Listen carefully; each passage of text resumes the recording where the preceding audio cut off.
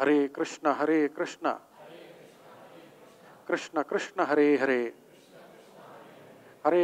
ಹರೇ ರಾಮ ರಾಮ ರಾಮ ಹರೇ ಹರೇ. ಕೃಷ್ಣನ ವಿಚಾರಗಳನ್ನು ಕೇಳಿದ ಕೃಷ್ಣ ಹೇಳ್ತಾನೆ, ಎಲ್ಲಿ ನನ್ನ ಕೀರ್ತನೆ ನಡೆಯುತ್ತೆ ಆ ಕೀರ್ತನೆಯಿಂದಲೇ ಅವನಿಗೆ ಮುಕ್ತಿ ಸಿಗುತ್ತೆ ಅಂತ ಹೇಳ್ತಾನೆ ಕೃಷ್ಣ. ಇನ್ನೊಂದು ಹೇಳುತ್ತೆ, ಕೆಲವರಿಗೆ ಕಷ್ಟ ಆಗ್ಬೋದು ಗೀತೆಯೆಲ್ಲ ಓದಲಿಕ್ಕೆ, ಅಂಥವ್ರ ಗತಿ ಏನು ಅಂತ. ಎಲ್ಲರಿಗೂ ಯಜ್ಞಗಳನ್ನು ಮಾಡೋಕ್ಕೆ ಆಗೋದಿಲ್ಲ, ಅಂಥವ್ರ ಗತಿ ಏನು ಹಾಗಾದರೆ? ಕೆಲವರಿಗೆ ಓದಲಿಕ್ಕಾಗದೆ, ಕೆಲವರಿಗೆ ಆಗೋದಿಲ್ಲ. ಯಜ್ಞಾನಾಂ ಜಪಯಜ್ಞೋಸ್ಮಿ ಕೃಷ್ಣ ಹೇಳ್ತಾನೆ. ಎಲ್ಲ ರೀತಿಯ ಯಜ್ಞಗಳಿಗಿಂತಲೂ ಶ್ರೇಷ್ಠವಾದುದು ಜಪಯಜ್ಞ. ಅದನ್ನು ಯಾರು ಬೇಕಾದ್ರೂ ಮಾಡಬಹುದು. ನಾವು ಬೆಳಗ್ಗೆಯಿಂದ ಸಂಜೆವರೆಗೂ ನಾವು ಮಾಡುವ ಜಪಗಳೇ ಬೇರೆ. ಮನುಷ್ಯನ ನಾವು ಎಷ್ಟು ಅಂಟುಕೊಂಡಿರ್ತೀವಿ ಅಂದರೆ ಬೆಳಗಿಂದ ಸಂಜೆವರೆಗೂ ಮತ್ತೊಂದು ಜೀವಿಯ ಬಗ್ಗೆಯೇ ಮಾತುಕತೆ.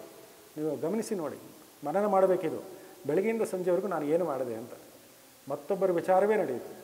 ಕೃಷ್ಣ ಹೇಳ್ತಾನೆ, ಇಮಂ ಪಾಪಂ ಲೋಕಂ ಪ್ರಾಪ್ಯ ಭಜಸ್ವ ಮಾಂ. ಈ ರೀತಿಯ ಪಾಪವನ್ನು, ಈ ಜನ್ಮವನ್ನು ಪಡೆದ ಮೇಲೆ ಭೂಮಿ ಮೇಲೆ ನೀನು ಭಜಿಸು ಅಂತ. ನಮ್ಮ ಸನಾತನ ಧರ್ಮದ ಮೂಲ ಉದ್ದೇಶವೇ, ಎಲ್ಲ ಗ್ರಂಥಗಳ ಉದ್ದೇಶವೇ ಇದು.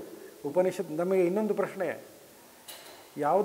ಯಾವುದೇ ಒಂದು ನಮ್ಮ ಹಿಂದೂ ಧರ್ಮದಲ್ಲಿ ಯಾವುದು ಸರಿಯಾದ ವಿಷಯ, ಯಾವುದು ಅಲ್ಲ, ಯಾವುದು ಸರಿ, ಯಾವುದು ತಪ್ಪು, ಇದನ್ನು ಗುರುತಿಸಬೇಕಾಗಿದ್ದು 3 ಗ್ರಂಥಗಳಿಂದಲೇ.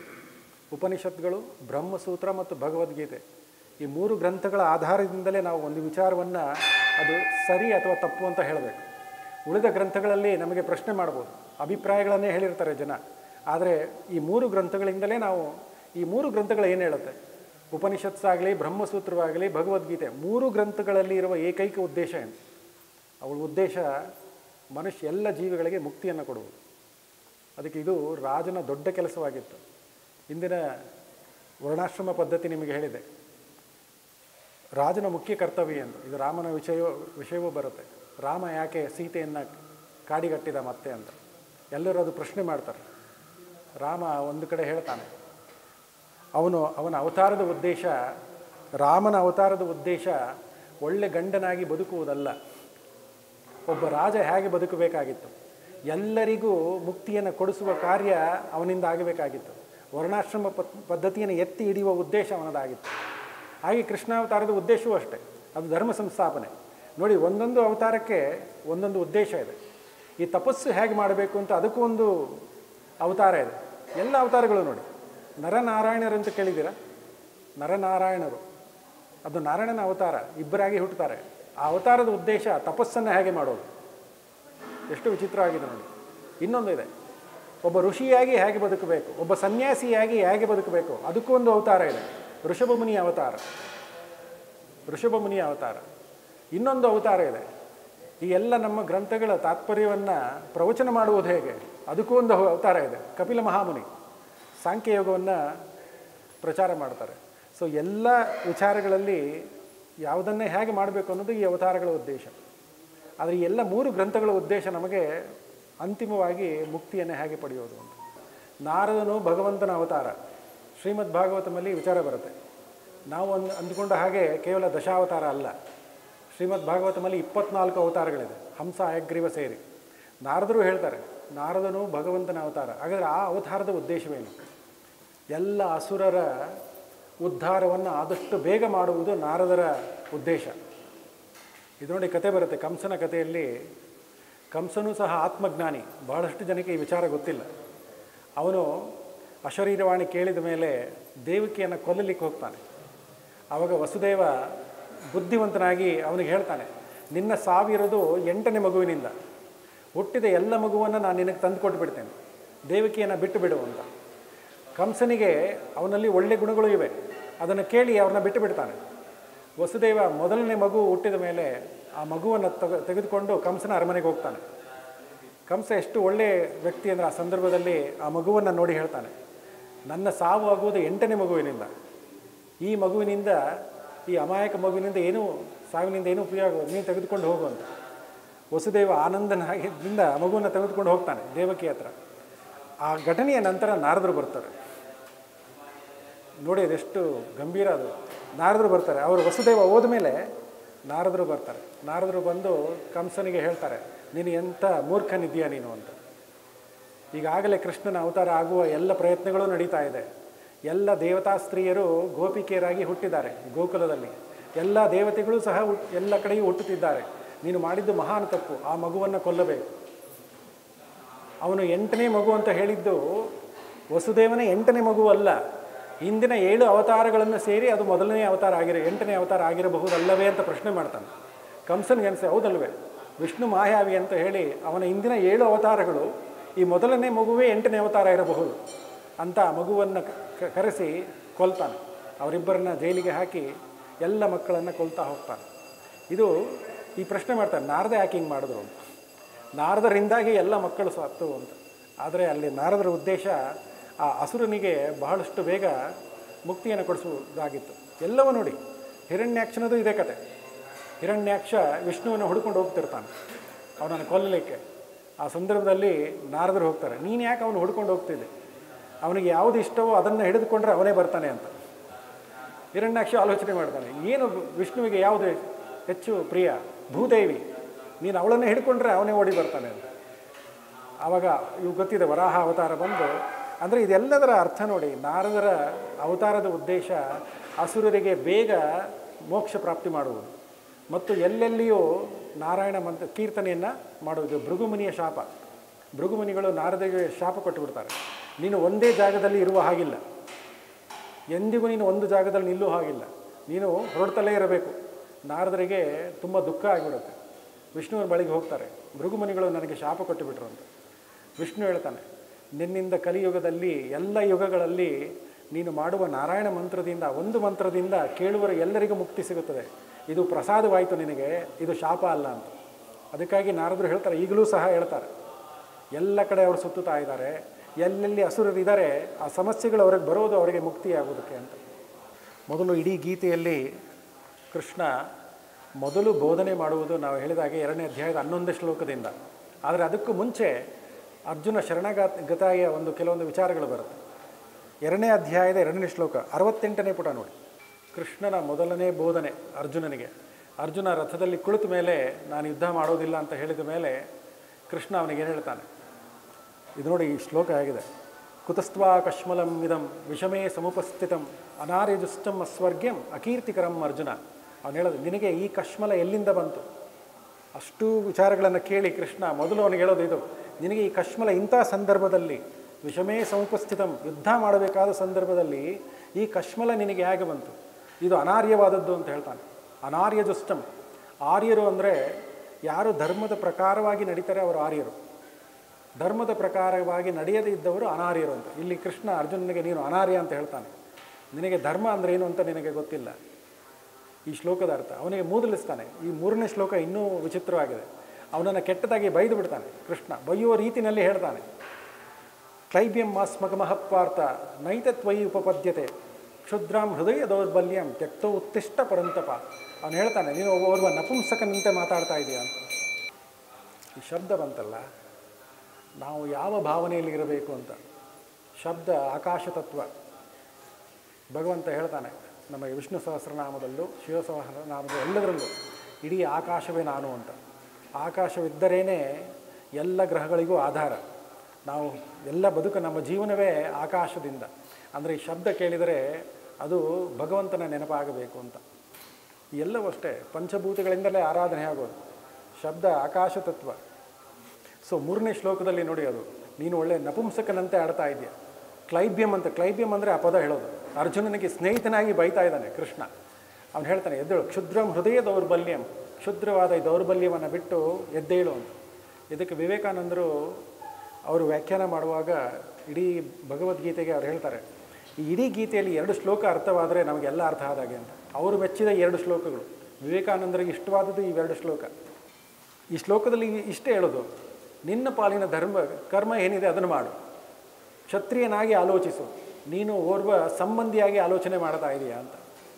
ಈ 1ನೇ ಅಧ್ಯಾಯ ಮತ್ತು 7ನೇ ಶ್ಲೋಕದವರೆಗೂ, 2ನೇ ಅಧ್ಯಾಯದ ಅಲ್ಲಿವರೆಗೂ ಅರ್ಜುನ ಕೇವಲ ಸಂಬಂಧಿಯಾಗಿ ಆಲೋಚನೆ ಮಾಡ್ತಾ ಇರ್ತಾನೆ. ಆದರೆ ಕೃಷ್ಣನ ಅವತಾರದ ಉದ್ದೇಶ ಕ್ಷತ್ರಿಯ ಧರ್ಮವನ್ನು ಎತ್ತಿ ಇಡಬೇಕು.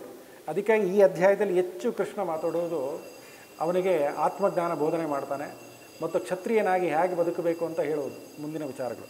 ಎರಡೂ ಹೇಳಿದ ಮೇಲೆ ಅರ್ಜುನ ಇನ್ನೂ ಅವನಿಗೆ ಅವನ ಅಜ್ಞಾನ ಹೋಗಿಲ್ಲ. ಅವನು ಹೇಳ್ತಾನೆ, ಗುರುನಿ ಹತ್ವ, ಗುರುನ ಕೊಂದು ಎಲ್ಲ ಸೇರಿರುವ ಎಲ್ಲ ಸಂಬಂಧಿಕರನ್ನು ಕೊಂದು ನಮಗೆ ಏನು ಲಾಭ ಉಂಟಾಗುತ್ತದೆ, ಈ ರಾಜ್ಯದಿಂದ ಏನು ಸುಖ ಸಿಗುತ್ತೆ ನಮಗೆ, ಯಾರಿಗಾಗಿ ನಾವು ಕಷ್ಟಪಡ್ತೀವೋ ಅವರೇ ಸಾಯುವಾಗ ಏನು ಉಪಯೋಗ ಅಂತ. ಇದೊಂದು ಶ್ಲೋಕ ಇದೆ, ನಾವೆಲ್ಲರೂ ಒಟ್ಟಾಗಿ ಹೇಳೋಣ. ಈ ಶ್ಲೋಕ ಅರ್ಜುನ ಶರಣಾಗತಿಯ ಶ್ಲೋಕ. ಇಡೀ ಗೀತೆಯಲ್ಲಿ ಅರ್ಜುನ ಯಾವ ಶ್ಲೋಕದಲ್ಲಿ ಕೃಷ್ಣನಿಗೆ ಶರಣಾದ ಅಂತ, ಶರಣಾದ ಮೇಲೆ ನಮಗೆ ಗೀತೆಯ ಎಲ್ಲ ವಿಚಾರಗಳು ಅರ್ಥ ಆಗುವುದು. ಇದೆಲ್ಲ ಮುಖ್ಯ ಶ್ಲೋಕಗಳು, ನಾವು ಅದನ್ನು ಪಠಿಸಲೇಬೇಕು.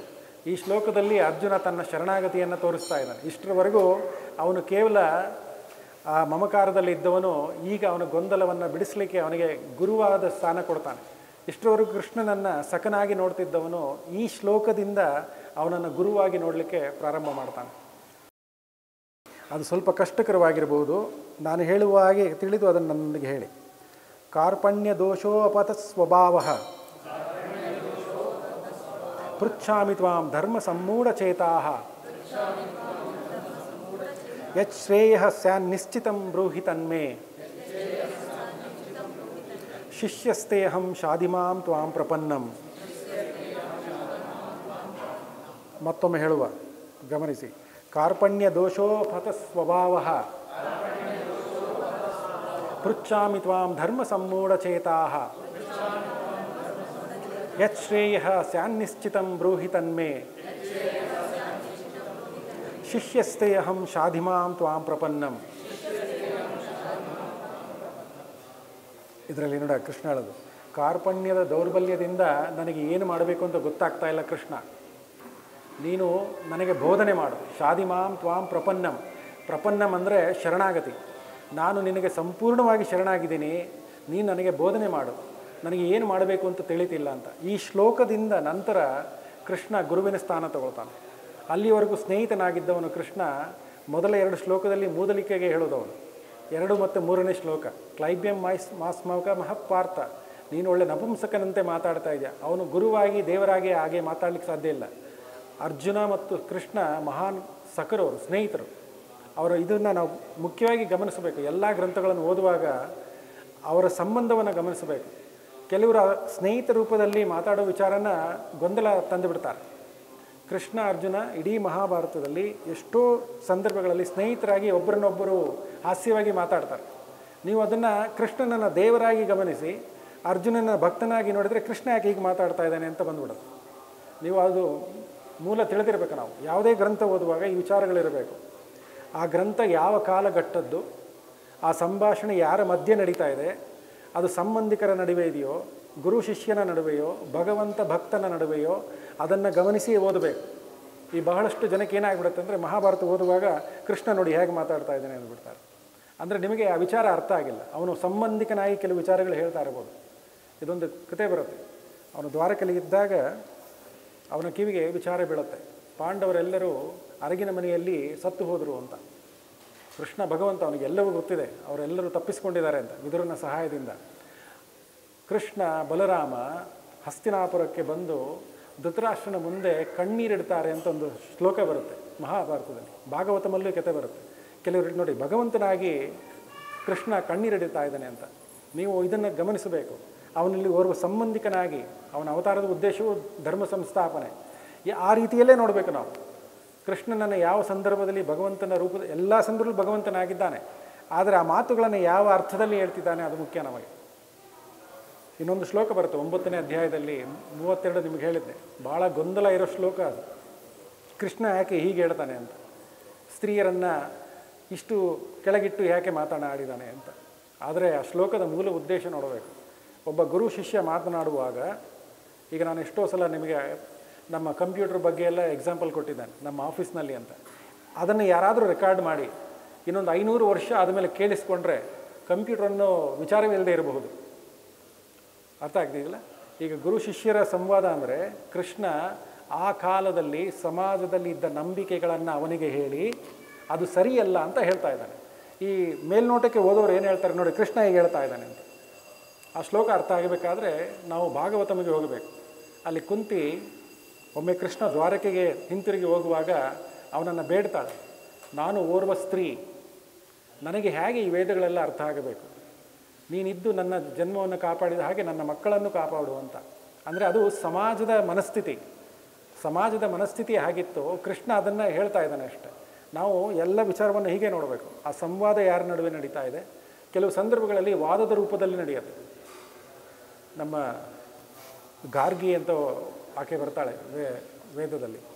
ಅವರು ಮಾಡುವ ವಾದಗಳು ಅದು ಗುರು ಶಿಷ್ಯರ ನಡುವೆ ಅಲ್ಲ, ಯಾರು ಹೆಚ್ಚು ಅಂತ ಮಾತಾಡುವುದಕ್ಕೆ. ಅಲ್ಲಿ ಬೇರೆ ರೀತಿ ವಾದಗಳಿರುತ್ತೆ. ಇಲ್ಲಿ ನಡೆಯುವ ಇಡೀ ಗೀತೆಯಲ್ಲಿ ಬರುವ ಎಲ್ಲ ವಿಚಾರವನ್ನು ನಾವು ಗುರು ಶಿಷ್ಯನ ರೂಪದಲ್ಲೇ ನೋಡಬೇಕು. 2 ಶ್ಲೋಕವನ್ನು ಬಿಟ್ಟು 2ನೇ ಅಧ್ಯಾಯದ 2ನೇ ಶ್ಲೋಕ 3ನೇ ಶ್ಲೋಕ ಅದು ಕೃಷ್ಣ ಓರ್ವ ಸ್ನೇಹಿತನಾಗಿ ಅರ್ಜುನನಿಗೆ ಹೇಳೋದು. ಉಳಿದ ಎಲ್ಲ ಶ್ಲೋಕ 2ನೇ ಅಧ್ಯಾಯದ 11ನೇ ಶ್ಲೋಕದಿಂದ ಅವನು ಗುರುವಾಗಿ ಭಗವಂತನಾಗಿ ಹೇಳುವುದು. ಇದು ನಮಗೆ ನೆನಪಿರಬೇಕು. ಅವಾಗ ನಮಗೆ ಸುಲಭ ಆಗಿಬಿಡುತ್ತೆ, ಅದು ಅರ್ಥ ಆಗೋದು ಬಹಳ ಸುಲಭ. ಕೃಷ್ಣನನ್ನು ಹೀಗೆ ತಪ್ಪು ಅರ್ಥೈಸಿ ಮಾಡಿದವರೇ ಜಾಸ್ತಿ. ಈ ರಾಸಲೀಲಾ ಕತೆ ಗೊತ್ತಲ್ಲ, ಎಲ್ಲರೂ ಹೇಗೆ ತೋರಿಸ್ತಾರೆ ಅಂದರೆ ಕೃಷ್ಣ ನರ್ತನ ಮಾಡ್ತಿದ್ದಾನೆ ಬಹಳಷ್ಟು ಹೆಂಗಳೆಯರೊಂದಿಗೆ, ಹೀಗೆ ದೇವರು ಹೀಗೆ ಮಾಡಲಿಕ್ಕೆ ಸಾಧ್ಯವ ಅಂತ. ಈ ಕಥೆಯನ್ನು ಕಥೆಯಾಗಿ ನೋಡಿದವರೇ ಜಾಸ್ತಿ. ಅದು ಕಥಾ ದೃಷ್ಟಿಯಲ್ಲಿ ಆಗಿದೆ. ನೀವು ದೈವ ದೃಷ್ಟಿಯಲ್ಲಿ ನೋಡಬೇಕು. ಅದೊಂದು ಘಟನೆ ಬರುತ್ತೆ, ಎಲ್ಲರೂ ಅವನೊಂದಿಗೆ ನರ್ತನ ಮಾಡ್ತಿರ್ತಾರೆ, ಅವನನ್ನು ಸೇರಿಬೇಕು ಅಂತ ಬಯಕೆ ಇರುತ್ತೆ. ಅದರಲ್ಲಿ ಎಲ್ಲರಿಗೂ ಒಂದು ಅಹಂಕಾರ ಬರುತ್ತೆ. ನಾವು ಕೃಷ್ಣನೊಂದಿಗೆ ನರ್ತಿಸುತ್ತಿದ್ದೇವೆ, ನಮ್ಮಷ್ಟು ಶ್ರೇಷ್ಠರು ಯಾರೂ ಇಲ್ಲ ಜಗತ್ತಿನಲ್ಲಿ, ಒಂದು ಅಹಂಕಾರ ಬರುತ್ತೆ. ಕೃಷ್ಣ ನಮಗೆ ಎಷ್ಟು ಹತ್ತಿರವಾಗಿದ್ದಾನೆ, ನಮ್ಮಷ್ಟು ಶ್ರೇಷ್ಠ ಹೆಂಗಳೆಯರು ಯಾರೂ ಇಲ್ಲ ಜಗತ್ತಿನಲ್ಲಿ ಅಂತ. ಅದು ಕೇಳಿದ ಮೇಲೆ, ಅವ್ರಿಗೆ ಅನಿಸಿದ ಮೇಲೆ ಕೃಷ್ಣ ಅಲ್ಲಿಂದ ಮಾಯ ಆಗಿಬಿಡ್ತಾನೆ. ಅವರೆಲ್ಲ ಅವನು ಹುಡ್ಕೊಂಡು ಹೋಗ್ತಾರೆ ಕಾಡಿನಲ್ಲಿ, ಅಲ್ಲಿ ಇಲ್ಲಿ ಹುಡುಕ್ತಿರ್ತಾರೆ, ಜೋರಾಗಿ ಅಳುತ್ತಾರೆ. ಕಡೆಗೆ ಅವ್ರಿಗೆ ತಪ್ಪಿನ ಅರಿವಾಗುತ್ತೆ. ಅವರ ಅಹಂಕಾರ ಇಳಿದ ಮೇಲೆ, ಎಲ್ಲ ಗೋಪಿಕಾ ಸ್ತ್ರೀಯರ ಅಹಂಕಾರ ಇಳಿದ ಮೇಲೆ ಕೃಷ್ಣ ಮತ್ತೆ ಪ್ರತ್ಯಕ್ಷನಾಗ್ತಾನೆ. ಅಂದರೆ ಆ ಇಡೀ ರಾಸಲೀಲೆಯ ಉದ್ದೇಶ ಏನು? ಹಿಂದೆ ಅಹಂಕಾರ ಪಡಬಾರದು.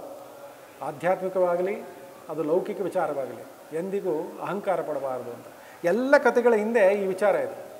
ಮತ್ತೊಬ್ಬರು ಈ ಪ್ರಶ್ನೆ ಮಾಡ್ತಿದ್ರು, ನಿಮ್ಮ ಕೃಷ್ಣ ಹೀಗೆ ಮಾಡಬಹುದಾ ಅಂತ. 16,108 ಜನ ಹೆಂಡತಿಯರು ಅಂತ, ನೀವು ಮಾಡ್ಕೊಳ್ಳಿ, ಯಾರು ಬೇಡ ಅಂದವರು. ಆದರೆ ಮಾಡುವಕ್ಕಿಂತ ಮುಂಚೆ ಗೋವರ್ಧನಗಿರಿಯನ್ನು ಎತ್ತು ಬನ್ನಿ ಒಮ್ಮೆ. ಇಲ್ಲಿ 2 ವಿಚಾರ ಬರುತ್ತೆ ಪುರಾಣಗಳಲ್ಲಿ. ಯಾವುದೇ ಆಗಲಿ ಅನುಕರಣೆ, ಅನುಸರಣೆ. ನಾವು ಅನುಸರಣೆ ಮಾಡಬೇಕು, ಅನುಕರಣೆ ಮಾಡಲಿಕ್ಕೆ ಸಾಧ್ಯ ಇಲ್ಲ. ಅನುಕರಣ ಅಂದರೆ ಇದು ಕಾಪಿ ಮಾಡೋದು, ಅವ್ರು ಹೇಗೆ ಮಾಡಿದ್ದಾರೆ ಹಾಗೆ ನಾನು ಮಾಡೋದು, ಅದು ಅನುಕರಣೆ. ಅನುಸರಣೆ ಅಂದರೆ ಅವರು ಹೋದ ಹಾದಿಯಲ್ಲಿ ನಾನು ನಡೆಯುವುದು. ಅವರಂತೆ ಆಗದಿದ್ದರೂ ಅವರು ಬಿಟ್ಟು ಹೋದ ಧರ್ಮದ ಮೂಲಗಳೇನಿದೆ ವಿಚಾರಗಳನ್ನು ತಿಳಿದು ನನಗೆ ಕೈಲಾದಷ್ಟು ನಡೆಯುವುದು. ಅನುಕರಣೆ ಮಾಡಲಿಕ್ಕೆ ಸಾಧ್ಯ ಇಲ್ಲ, ಅನುಸರಿಸಬಹುದು ನಾವು. ಪಾಂಡವರಲ್ಲೂ ಸಹ ಕೆಲವರು ಹೇಳ್ತಾರೆ, ಯುಧಿಷ್ಠಿರ ಸುಳ್ಳು ಹೇಳಿದ, ನಾವ್ಯಾಕೆ ಹೇಳಬಾರ್ದು? ಅವನು ದೈವಾಂಶ ಸಂಭೂತ ಯುಧಿಷ್ಠಿರ, ಅವನು ಯಮಧರ್ಮರಾಯನ ಅವತಾರ. ಇದನ್ನು ಹೀಗೆ ನೋಡಬೇಕು ನಾವು. ಅವರನ್ನು ಅನುಕರಣೆ ಮಾಡಲಿಕ್ಕೆ ಸಾಧ್ಯ ಇಲ್ಲ, ಅನುಸರಣೆಯನ್ನು ಮಾಡಬಹುದು.